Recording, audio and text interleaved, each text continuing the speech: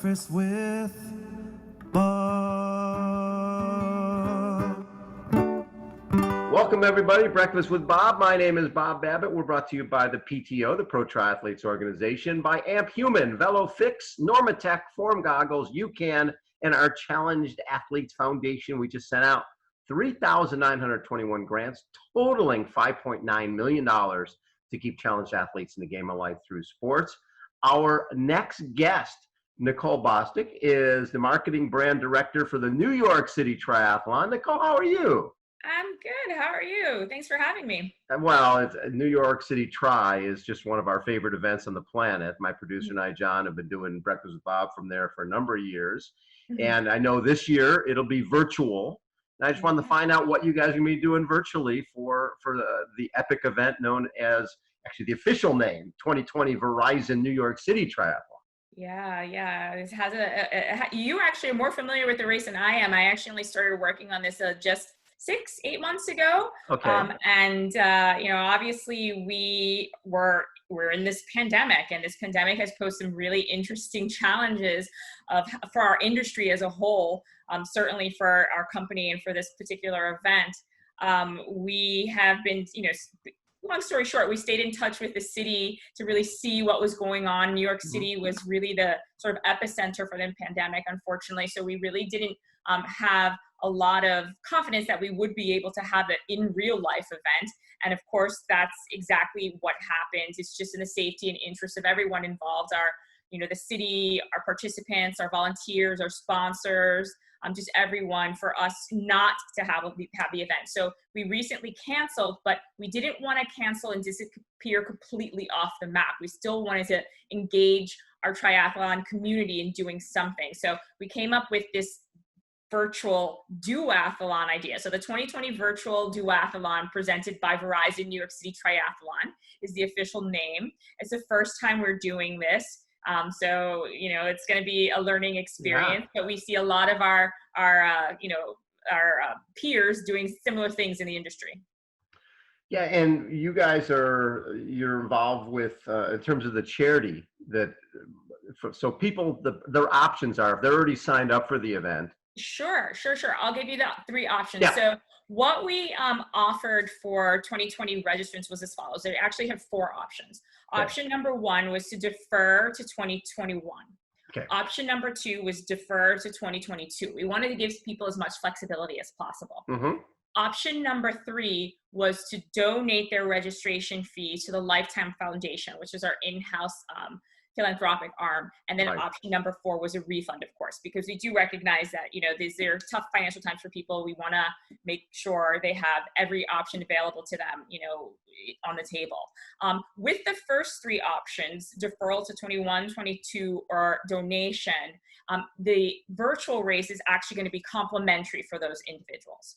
So all they have to do is, make their selection, and we are forwarding them the information to sign up at no cost for the virtual event. For those that opt in for the refund, if they're interested in participating, they would have to pay a fee, and the same for the general public. Anyone who's interested across the country, across the world, frankly, they too can sign up and register. What's fascinating about it, obviously, New York is one of the events that draws people from around the world to come do it. But now, being virtual, anybody can do it, right? Absolutely. And, in recently, as I mentioned, inheriting this race and having it as my core responsibility, that is exactly one of my goals for the race, is to enhance this international appeal. New York already has it. I think this race has a wonderful history and is already attracting people. And I think we can do even more of that.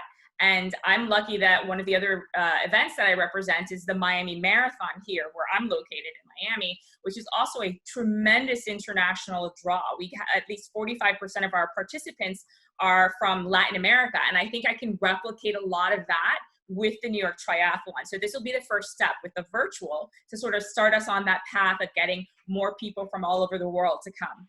That's pretty fascinating. So with the virtual event, what will the distances be?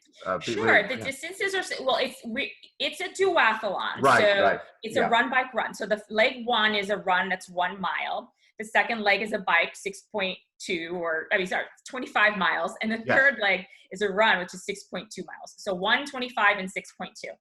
And can they do that? They have to do it all at one time, or they can do it whenever Yes. the heck they want. Again, in the interest of flexibility, there we are saying you can pretty much do whatever you want. We are encouraging competition, so we are Hmm. saying to people, if you would like to, adopt the very competitive spirit, do all at once, all 3 legs. If you're in the intermediate level of competition, we are suggesting do a leg, but immediately post your results for that leg so we can share that with all of the other registrants and you can see where you stack up. And then finally, of course, the people who are just doing it for fun, they can do the legs anytime they want to, and they just need to submit their results anytime during the week in which the triathlon must be completed. What I tell people all the time who ask about New York City Tri, what makes that event so special is it's not often where all 3 legs of the event are unique, right? And what's great about that event is swimming in the Hudson and the Yeah, West Side, closed off West Side Highway, and running in Central Park. You got 3 epic parts of this event, which makes absolutely. it just, I think you're spot on in terms of more international participation, because it's, Hmm. normally people travel more for longer distance races, Sure.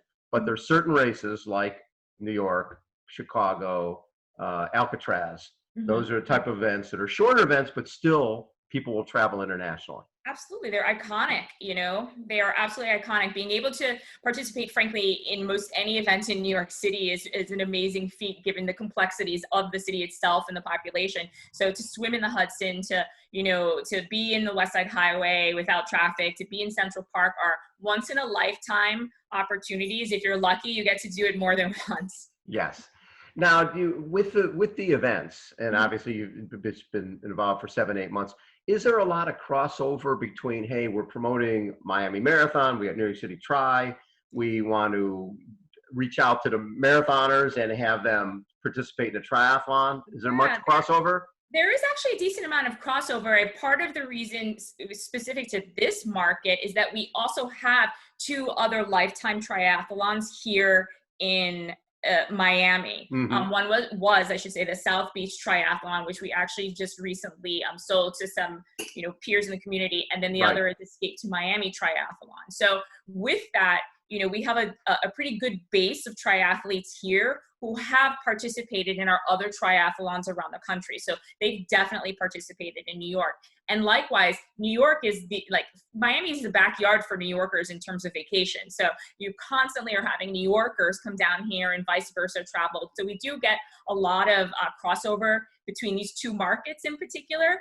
I think one of the benefits, again, of having several endurance events in our portfolio is that we have the opportunity to cross promote and invite people to other events. And again, having the clubs as a supplement, we can train the people for those other events as too. So yeah, we do have a pretty good amount of crossover, and we're going to just continue to grow that. Actually, that was my next point, is having the clubs, having that base of folks who are working out, but maybe don't know triathlon, or maybe they're not runners. You have that Exactly. cross section of people who are future endurance athletes that you can reach out Absolutely. to. How do you guys do that? Is that something that you Yeah. actively pursue and do training programs within the clubs?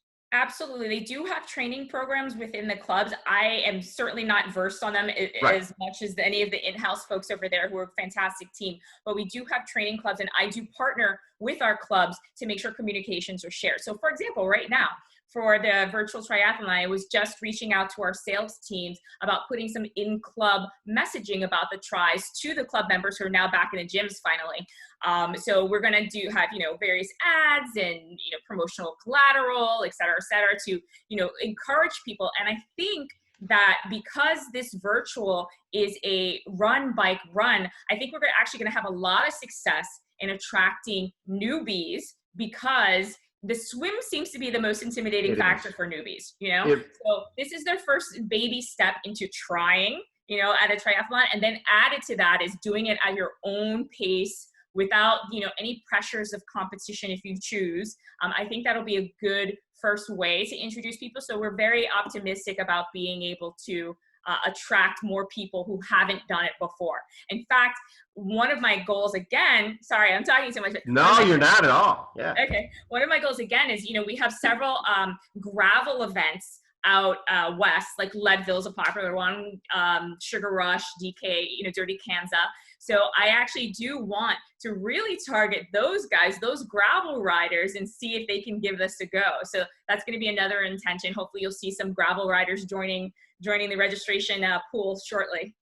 So when people are doing this, they do it using their Garmin or their Polar, and then they go on Zwift, or they go on, they use a treadmill, run outside. What do you guys recommend?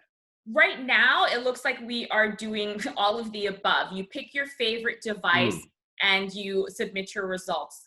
The process of the submission of results hasn't been fully hammered out. Sure. We do want it to be, verified. We want to see a screenshot at the very least of your results. We are also working, our registration platform is Run Sign Up, and Run Sign Up has been very, very progressive in developing technology recently, especially for virtual runs. And one of their subsidiaries is developed, it's called Race Joy. And Race Joy might also be an option that we offer for this triathlon. Essentially, it would allow you to GPS track your race. So you start it, you have the app going on your phone. It gives you, cheers and messages from sponsors and friends and family. It tells you what your distance is, and it automatically syncs your results to Run Sign Up. So that's another thing that we're trying to figure out now. Either way, though, you will have as much flexibility as possible as a registrant, whether you want to do it indoors on a treadmill or or bike, or if you want to do it outdoors, whether you want to use your Sunto or your Garmin, whatever device you like. We want all of those options to be available to people right now, because that's really the biggest benefit of virtual. Right. And the interesting part with virtual, I've been talking to a number of different race directors, the swag part in terms of the medals and everything else becomes way more important, right? Because people are like, they've got so many virtual options. Is that something you guys are focusing on as well? 100%. I mean, that's one of our mainstays as a division, and we take a lot of pride in our swag, especially our medals. People are medal collectors, but the same is true here too. We will be providing finisher medals to all finishers, as well as masks, protection masks. The new swag, trend these days is to make sure everyone's safe. So that's what we're going to be giving to people. I love it. Very cool. And I was reading something that the New York City schools were providing 550,000 meals a day or something like that. And you guys are giving people the option to donate their entry fee to help with that. Yes. So the Lifetime Foundation, as I mentioned earlier, is the philanthropic arm of our organization. And the Lifetime Foundation basically works with schools to achieve the elimination of the harmful 7 ingredients or categories of ingredients in the school districts. Right. So with New York is the biggest school district in the country. We've been working with them, and we continue.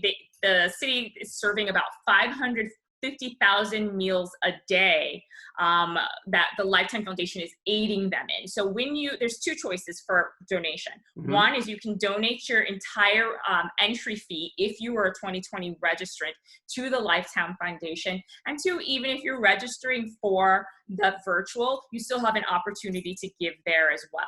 Yeah. The health crisis that we are dealing with has strained the school system in New York. So we really want to aid them as much as we can. Love it. Hey, Nicole, thanks so much for taking time. I love what you guys are doing. If people want to sign up, because people can still sign up till when?